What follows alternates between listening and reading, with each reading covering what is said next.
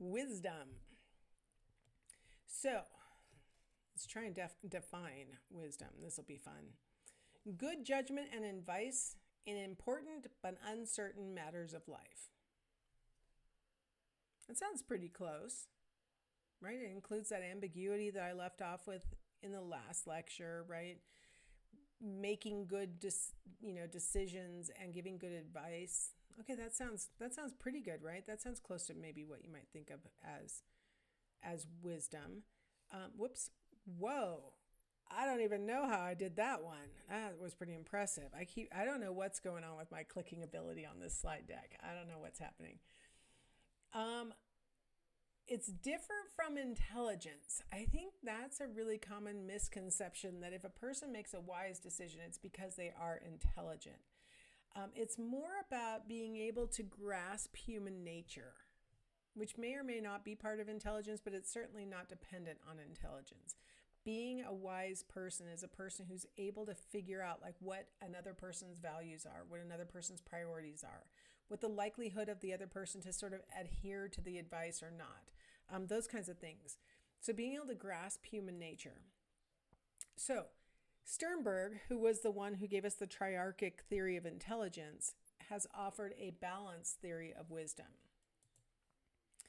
He says that the essential goal of wisdom is to serve a common good. We have to, when we're being wise, balance out competing interests. So we've got the intrapersonal interests, which are the ones that are sort of inside the person, right? Their own self-interest. Intra means within, right? So our own self-interests. The interpersonal interests, so inter means between, so interpersonal interests would be the interests of others, and certainly ones that might be impacting each other, right? So my goals being met might be at your deficit, or you meeting your goals might be at my deficit. So interpersonal interests, and then extrapersonal, which is the term for the context. So like what's going on around us, what is the situation.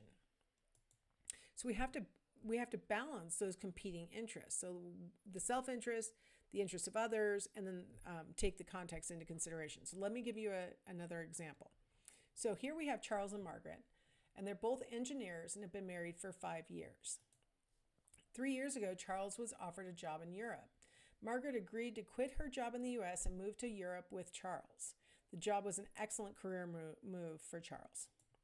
Soon after the move, they had a baby. After the birth, Margaret decided to start working again, and with effort, found a very exciting job that paid well and promised real security. Meanwhile, Charles was offered a transfer back to the U.S.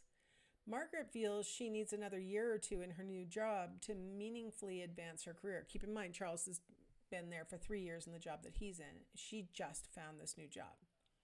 So she wants to spend a year or two before they move back to the U.S. She is also tired of moving. They've only been there 3 years. She has already given up a lot of time following Charles around. Charles knows that his wife's job is as important as his own, but he thinks returning to the U.S. would help both of their careers in the end. What should Charles do about his job offer? Should he take it and, I guess, hope or demand that Margaret and his child come with him? She has expressed that she doesn't want to go, so should he turn it down? What should Charles do? Well, I'm not going to make you actually try and solve the problem, but I'm going to just give you some concepts. So a wise decision will balance the goals each of the players in the scenario have and the interests that both of the players in this scenario have. So first off, you have to sort of guess or delineate what the goals of each are. They both seem to have a really strong emphasis on their careers. That's all we're really talking about here. We did have a baby, but she went back to work, found a job. She's really excited about it, so excited about it. She wants to stay there a couple of years so as not to look too flighty when she goes back to the U.S. But I feel like overarching that, we have to keep in mind that I think they probably have the shared interest of wanting to stay married and raise their baby together. I think that's an important thing to sort of I guess if I were advising them, I would want to know, is that what is the most important thing here? Is staying together the most important thing? Or is progressing in your career the most important thing? Because my advice might be different depending on what they most desperately are interested in. What is their shared goal? What are their independent goals? What are your short-term goals versus what are your long-term goals? Right? I mean, we have this sort of vague sense that fulfilling their career is a long-term goal for both of the players here. I think there's a short-term goal of Margaret wanting to get a little bit of traction in this job before moving, and also not really wanting to move again. So I feel like those are short-term goals, maybe a year or two, she said. Whereas the long-term goal, it seems like she wants to stay with Charles. She wants to raise her child. It sounds like her long-term goal is to ultimately return to the U.S., but I'm not completely clear that that's her goal.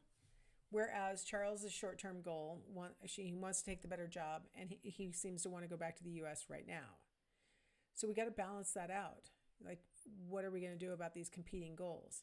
Balancing the responses to the environmental context. I think Margaret, for one thing, is responding to the fact that she's had a baby and she stayed home apparently for a little while.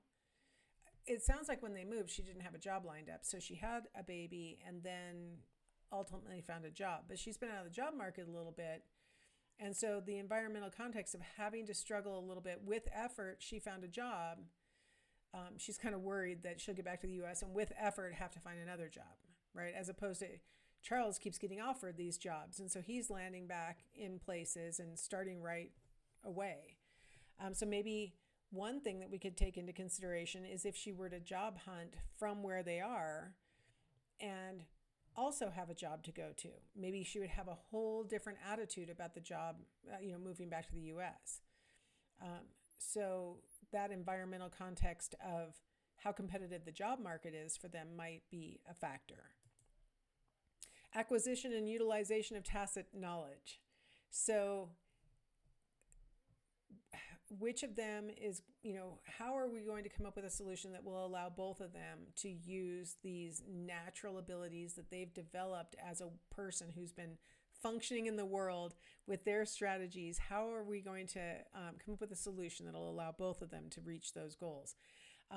I don't have a good solution because I don't know Charles and Margaret really in real life or anything like that, but it does feel like if overarchingly that I'm right, that their goal is to stay a married couple and raise their child together, it seems like they're going to have to come up with some kind of compromise, right? Where I feel like the best advice I would give is, ask if Charles could defer his hiring date for a couple of months and see if Margaret can line something up from a distance so that she doesn't feel like she's losing traction in her career by moving too often.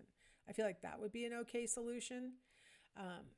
But that's my perspective. I don't know what would be the most important to them and what I would be leaving out from their perspective. Maybe Margaret just really likes where they are, and she honestly, no matter how perfect it was, she wants to spend another couple of years here. Maybe she just really likes it. It's hard to say without asking more details. But I'm not going to make you guys try and solve it. I just kind of worked it out in front of you, like one way to kind of think about it.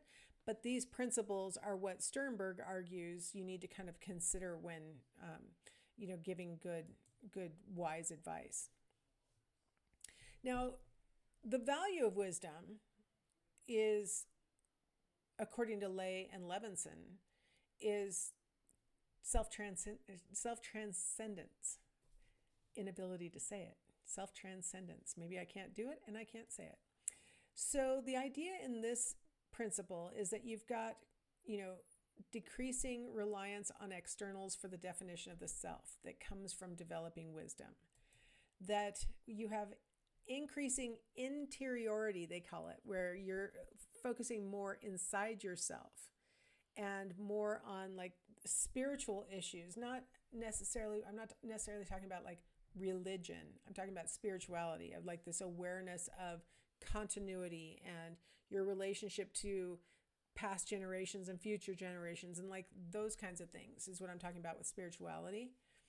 And then a greater sense of connectedness with the past and the future generations that comes from, this greater spirituality.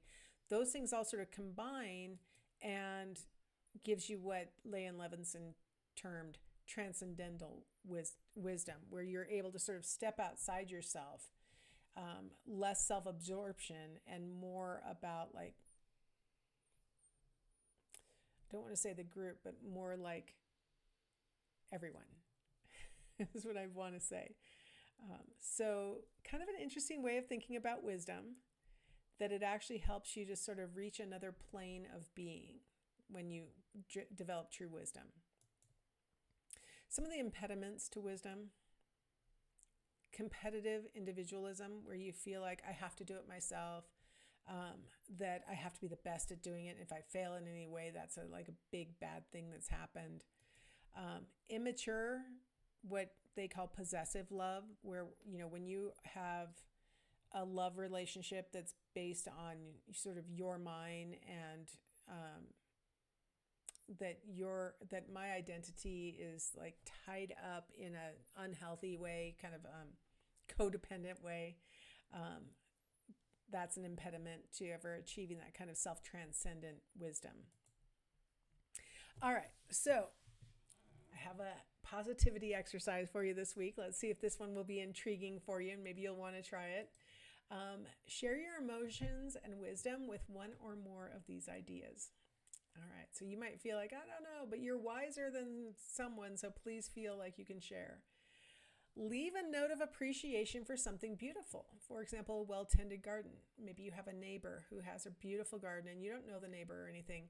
You could leave a note on their gate or on their screen door or whatever, saying, I love your garden, it's so beautiful. Something like that. Maybe they have, I just drove past a house today that is just beautifully, I love the paint job that it has and the textures on it. And I love to have that house look. So that would be a good example of, you could just stop and leave a little note. This is beautiful. Compliment 3 different friends on social media. So find something sincere and something meaningful that you could compliment them on, that is different for the 3 different friends. Before you make an assumption about someone, give the person the benefit of the doubt and ask them to explain. So if you have a knee-jerk reaction to someone, take a beat, and out of kindness, out of wisdom, share that you're not sure what they meant by that. So can they explain it better or differently? I'm not exactly sure what you meant. Be a caring adult role model for a child who may be struggling by joining Big Brothers or Big Sisters of America. This would be a big challenge if you took this one on. I've had many a student who has volunteered with Big Brothers and Big Sisters of America, and they have had beautiful experiences by doing it. And so if you have any kind of volunteer instinct, if you do decide to do this and you have not completed Focus Experience credit yet, you can, for your first quarter that you're volunteering, you can also get Focus Experience credit for it by calling it an internship. So double dip, but you could be a great role model for someone who needs a great role model. So I just thought I'd throw that out. That's a commitment, but I thought I'd throw that one in. All right, well, hopefully you've enjoyed this pathway through really emotional intelligence that ultimately culminated in wisdom, and I will see you in the next video.